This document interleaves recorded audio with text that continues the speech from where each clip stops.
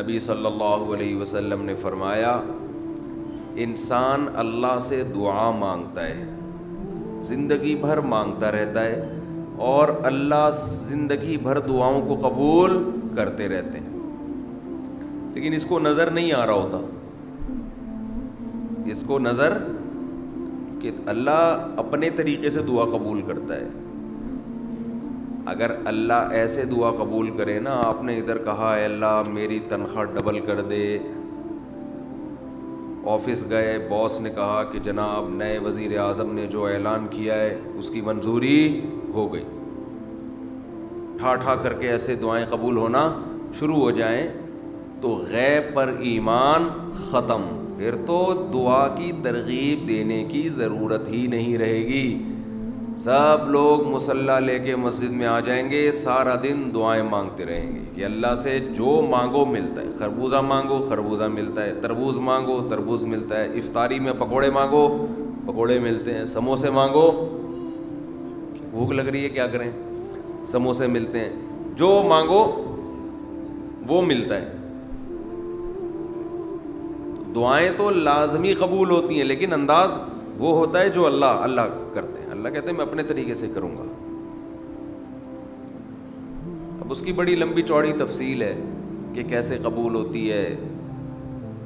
بعض دفعہ جو چیز مانگ رہے ہیں اللہ وہی دے دیتا ہے آپ کو، بعض دفعہ اس کا متبادل دے دیتا ہے، آلٹرنیٹ دے دیتا ہے، بعض دفعہ نہ آلٹرنیٹ دیتا ہے نہ وہ چیز دیتا ہے، کوئی مصیبت آنے والی ہوتی ہے، اس دعا کی برکت سے اس مصیبت کو ٹال دیتا ہے۔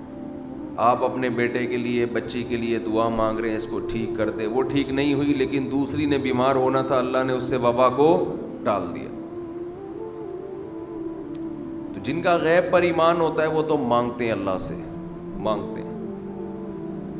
پتہ ہے بھائی یہ ہو نہیں سکتا کہ جس خدا نے کہا ہے کہ میرے سامنے ہاتھ اٹھاؤ، حدیث میں آتا ہے اللہ میں اتنی غیرت ہے کہ جب کوئی اللہ کے سامنے ہاتھ اٹھا کے مانگتا ہے تو اللہ کو خالی ہاتھ لوٹاتے ہوئے حیا آتی ہے۔ بڑے سیٹ کے پاس کوئی بھکاری جائے اور پیسے مانگے اور وہ اس کو دھتکار دے تو بھکاری کہے گا نا یار نام تو بڑا سنا تھا آپ کا، بڑے سخی ہو۔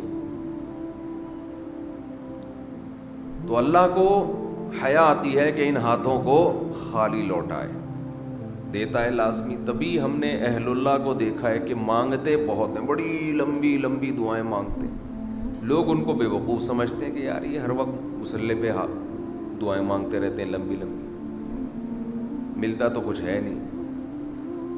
انہیں پتہ ہے کہ یہ بہت ملتا ہے اللہ سے مانگنے سے، لیکن اللہ کا انداز ایسا ہوتا ہے کہ صرف وہ مانگیں جن کو غیب پر یقین ہے۔ یعقوب علیہ السلام ساری زندگی مانگتے رہے اللہ تعالیٰ سے، اس مانگنے کا بدلہ کیا ملا ہے؟ دوسرا بیٹا بھی اللہ نے چھین لیا۔ عجیب بات ہے یا نہیں ہے؟ پہلا بیٹا گم ہوا تو اللہ سے اس کے ملنے کی دعائیں مانگتے رہے۔ دعا کیا قبول ہو رہی ہے؟ قحط پڑ گیا، کھانے پینے سے بھی گئے، اس سے بڑی مشکل، راشن لینے کے لیے بھیجا مصر اپنے بیٹوں کو، تو دوسرا بیٹا بھی بولو گیا، وہ بھی بادشاہ نے رکھ لیا۔ روتے روتے آنکھوں کی بینائی چلی گئی۔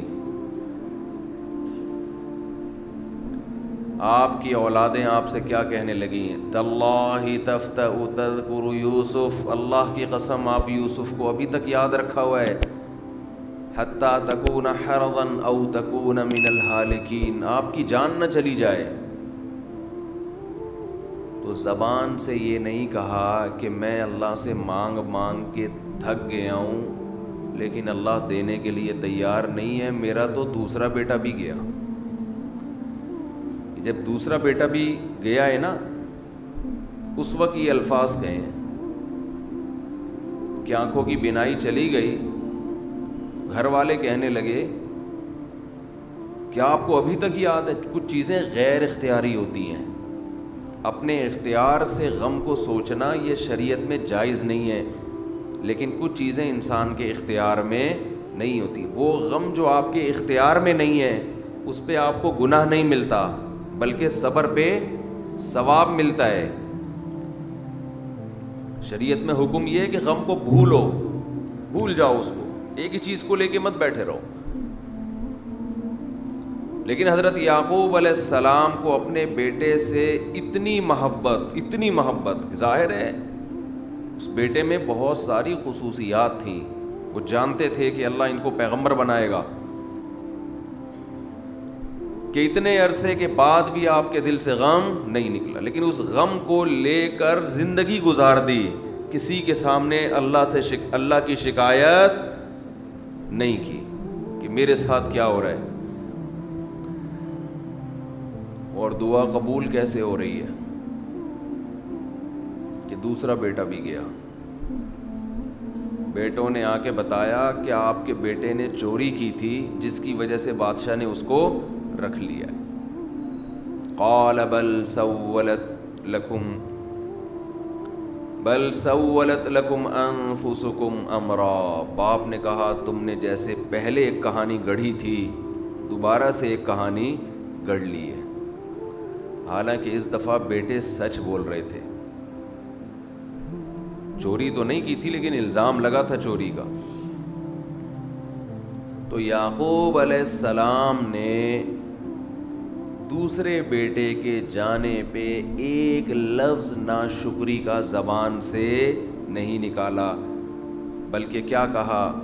انما اشکو بثی وحزنی الی اللہ وَأَعْلَمُ مِنَ اللَّهِ مَا لَا تَعْلَمُونَ، میں اپنا غم تمہارے سامنے بیان نہیں کرتا، صرف اللہ کے سامنے بیان کرتا ہوں، اور اللہ کے بارے میں وہ کچھ جانتا ہوں جو تم نہیں جانتے۔ کیا مطلب؟ وہ مجھے تسلی دے رہا ہے، اس میں خیر ہوگی، ہمارا کام ہے مانگنا، ہم بھکاری ہیں۔ یہ تو ملحد اور خدا کے منکر لوگ ہیں جو مسلمانوں کا مذاق اڑاتے ہیں کہ یہ دعائیں مانگتے ہیں اور ان کو ملتا کچھ نہیں ہے۔ او بھائی ہمیں اس سے غرض ہی نہیں ہے کہ رب کیسے دے رہا ہے، ہمیں اس نے پابند بنا دیا مانگو، تو ہمیں اہل اللہ کو تو مزہ اس سے آتا ہے کہ اس نے ہمیں بول دیا مانگو، وہ اتنا بھی دے، مانگنا ہی ہمارے لیے سب کچھ ہے۔ تو میں جو بات عرض کر رہا تھا وہ یہ تھی کہ یعقوب علیہ السلام مانگتے رہے، پھر دوسرا بیٹا بھی چھن گیا، کوئی لفظ مایوسی کا زبان سے نہیں نکالا۔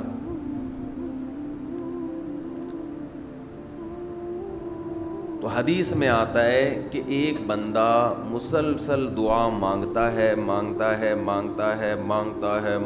اور اللہ قبول کرتا ہی رہتا ہے، یہاں تک کہ یہ بندہ ایک دن زبان سے ایک لفظ نکالتا ہے، کیونکہ اس کو قبول ہوتے ہوئے نظر نہیں آ رہی ہوتی نا دعا، یہ زبان سے کیا لفظ نکالتا ہے کہ میں دعا مانگتا ہوں مگر اللہ قبول بولو نہیں کرتا۔ جیسے معاذ اللہ نقل کفر کہ یعقوب علیہ السلام اگر کہہ دیتے کہ اللہ کئی سال سے دعا مانگ رہا تھا بیٹا مل جائے، مگر تو نے تو دوسرا بھی چھین لیا، لہذا ثابت یہ ہوا کہ میں مانگتا تو ہوں لیکن اوپر والا قبول بولو نہیں کرتا۔ اگر یہ لفظ زبان سے نکالتے جیسے کہ آج کل لوگ نکالتے ہیں زبان سے، تو حدیث میں آتا ہے یہ جو جملہ زبان سے نکالا ہے اس کے بعد سے اللہ قبول کرنا چھوڑ دیتے ہیں، اس سے پہلے ہو رہی تھی، آپ نے یہ لفظ کہہ دیا اس کو ہلکا سمجھ کے، اللہ کے ترازو میں یہ کلمہ، یہ چھوٹا سا جملہ بہت بھاری ہے اللہ کی غضب کو دعوت دینے کے لیے. اللہ کہتے ہیں مجھے تانا دے دیا کہ میں قبول نہیں کرتا. گھروں میں جھگڑا ہوتا ہے نا, عورت کہتی ہے مرد کھلا کھلا کے تھک جائے, بیوی کہتی ہے ہاتھ تنگ کیا ہوا ہے کھلاتے نہیں ہو. بعض دفعہ آدمی کو غصہ آتا ہے کہ اب میں ہاتھ اپنا تنگ کر کے دکھاؤں گا, اب انڈے نہیں لے کر آؤں گا. میں کہتا ہوں چنگیز خان بھی, اگر کوئی چنگیز خان کی اولاد ہے نا, اس میں بھی اتنی طاقت نہیں ہے کہ بیوی کہے کہ 6 انڈے چاہیے اور وہ ان 6 کو 4 کر کے دکھا دے, یعنی آج 4 انڈے آئیں گے 6 نہیں آئیں گے. کوئی ہے ایسا مائی کا لال؟ کوئی ایسا مائی کا لال پیدا نہیں ہو. تو استنبول کیسے فتح کرو گے؟ صحیح, استنبول کیسے فتح کرو گے؟ سلطان محمد فاتح نے استنبول فتح کیا تھا نا. ایک بڑے بزرگ نے بڑی اچھی بات کہی کہ فرعون نے ہزاروں بچوں کو قتل کیا,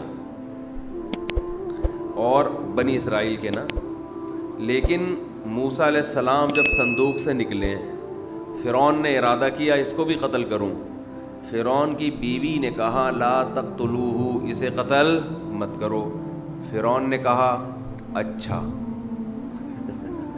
فرعون نے کیا کہا؟ ٹھیک, it is okay, no problem. سمجھتے ہو؟ تو یہ ہمارے لیے بڑی تسلی کی بات ہے, یہ ہمارے لیے بڑی تسلی کی بات ہے کہ جب فرعون جیسا آدمی گھر میں فرعون نہیں تھا تو ہم اور آپ کس کھیت کی مولی ہیں یار. چلتے رہو جیسے زندگی گزار رہے ہو, جتنے انڈے کہے ہیں اتنے لے آیا کرو.